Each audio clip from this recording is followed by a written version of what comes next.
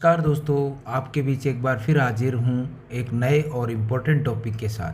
साथियों, आज हमने लिया है गत वर्ष परीक्षा में पूछे गए हिंदी साहित्य के कुछ महत्वपूर्ण क्वेश्चन जो बार बार एग्जाम में रिपीट देखने को मिलते हैं।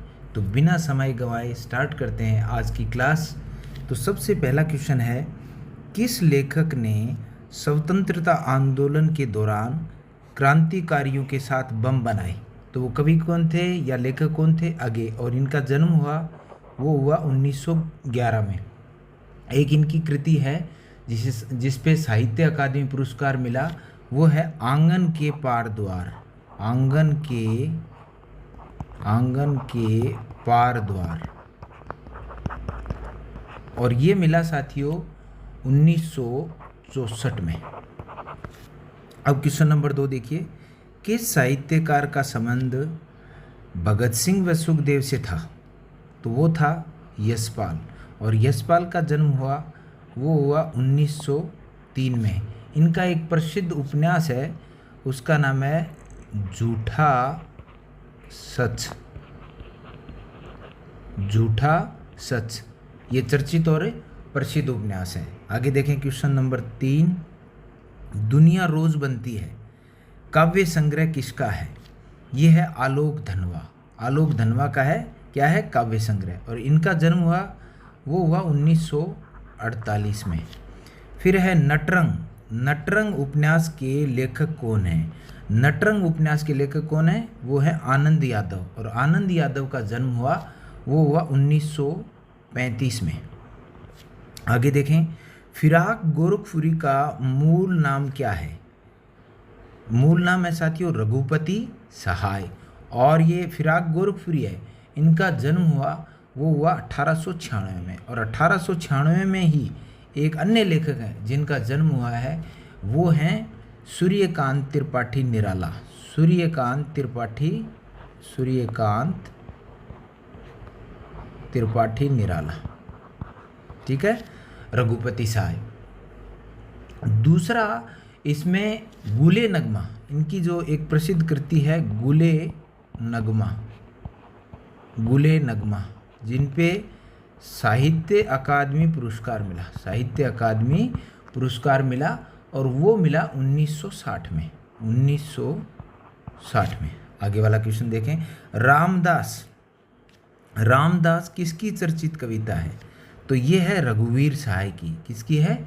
रघुवीर सहाय की। और रघुवीर सहाय का जन्म हुआ 1929 में। और एक इनकी प्रसिद्ध रचना है लोग भूल गए। ये भी इम्पोर्टेंट है, कई बार एग्जाम में आई है। आगे वाला क्वेश्चन, कब्रिस्तान में पंचायत निबंध संग्रह किसका है? तो क्वेश्चन ऐसे भी पूछा जा सकता है, केदारनाथ सिंह का प्रसिद्ध निबंध संग्रह कौन सा है? तो कब्रिस्तान में पंचायत। तो कब्रिस्तान में पंचायत निबंध संग्रह किसका है? केदारनाथ सिंह का। और केदारनाथ सिंह का जन्म हुआ साथियों 1934 में। केदारनाथ की एक प्रसिद्ध कृति है, वो है अकाल में सारस।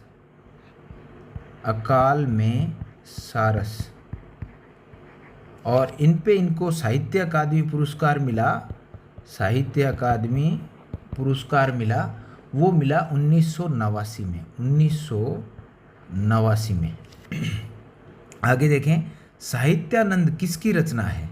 साहित्यानंद है वो गवाल की है। किसकी है? साहित्यानंद गवाल की। एक साहित्यालोचन भी देखने को मिलती है, साहित्यालोचन, तो थोड़ा कंफ्यूज हो सकते हैं इसमें। साहित्यालोचन, और साहित्यालोचन है वो बाबू श्याम सुंदर दास की है। ठीक है, ये थे साहित्यानंद के। किसकी रचना है? गवाल की। और साहित्यालोचन किसकी है? बाबू श्याम की। किसकी है? बाबू श्याम की। और इनकी एक प्रसिद्ध रचना है गवाल की, वो है रसिकानंद।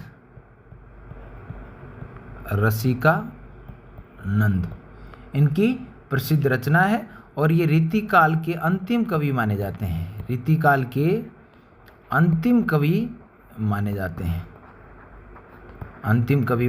कौन? गवाल। आगे वाला क्वेश्चन देखें, कुटज किस प्रकार की विधा है?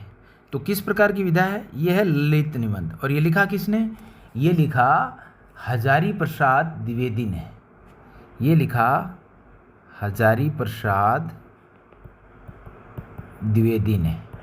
और हजारी प्रसाद द्विवेदी का जन्म कब हुआ? वो हुआ 1907 में। 1907 में 2-3 बताए थे मैंने, हरिवंश राय 1907 में, महादेवी वर्मा भी 1907 में।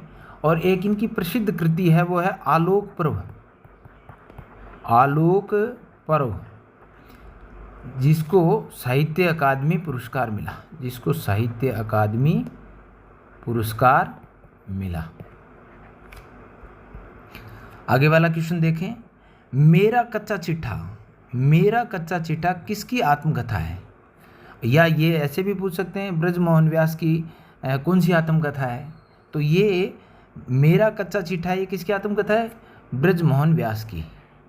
और ब्रजमोहन व्यास का जन्म हुआ 1886 में। और 86 में एक और जन्म हुआ, मैथिली शरण गुप्त।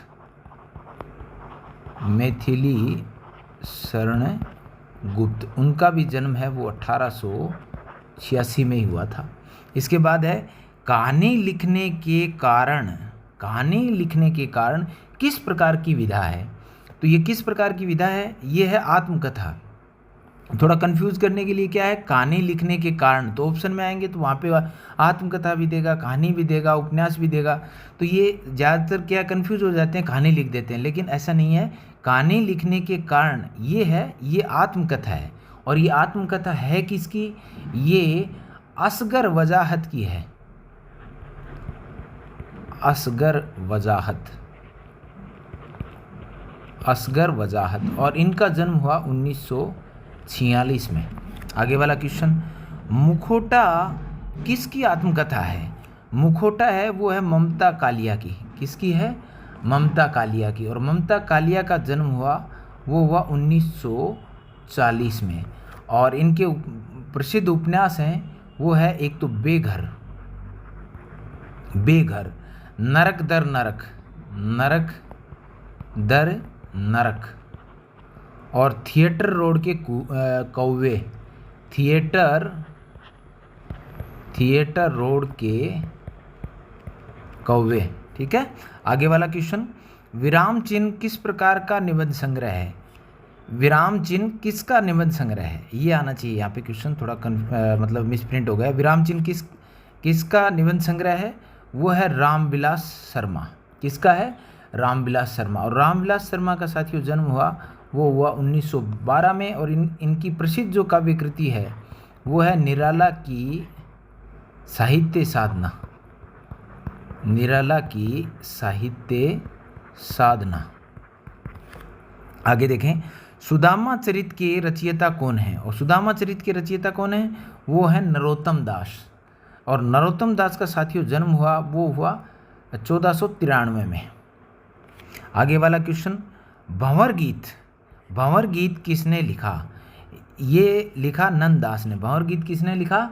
नंददास ने। और नंददास का जन्म हुआ 1570 में। और ऐसे ही कंफ्यूज करने के लिए, भंवर गीत है तो भ्रमर गीत किसने लिखा? भ्रमर गीत किसने लिखा? थोड़ा कंफ्यूज हो जाते हैं इसमें बच्चे। भ्रमर गीत है वो सूरदास का है। और भ्रमर दूत है, भ्रमर दूत, भ्रमर दूत है वो सत्यनारायण कविरत्न का है। सत्यनारायण कविरत्न का है। आगे देखें, ललित ललाम के रचयिता कौन है?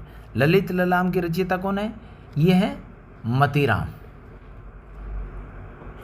आगे देखें, इसके बाद कठिन काव्य का प्रेत, कठिन काव्य का प्रेत किसे कहा जाता है? वो है केशवदास। और केशवदास का जन्म हुआ साथियों 1555 ईस्वी में, 1555 में। और इनकी जो प्रसिद्ध कृतियां हैं वो है रसिक प्रिया और कवि प्रिया, विज्ञान गीता, और एक है रामचंद्रिका, जो इम्पोर्टेंट है रामचंद्रिका। और रामचंद्रिका को साथियों छंदों का अजायब घर भी कहा जाता है, छंदों का अजायब घर भी कहा जाता है, छंदों का अजायब घर भी कहा जाता है। और अंतिम क्वेश्चन है, यह है नवरस तरंग के रचनाकार कौन है? तो ये है बेनी परवीन और इनका जन्म हुआ 1817 ईस्वी में। तो साथियों, आज की क्लास यहीं ख़त्म करते हैं, आज का सफ़र यहीं तक। फिर मिलेंगे एक नए सेशन के साथ, एक नई क्लास के साथ। जय हिंद।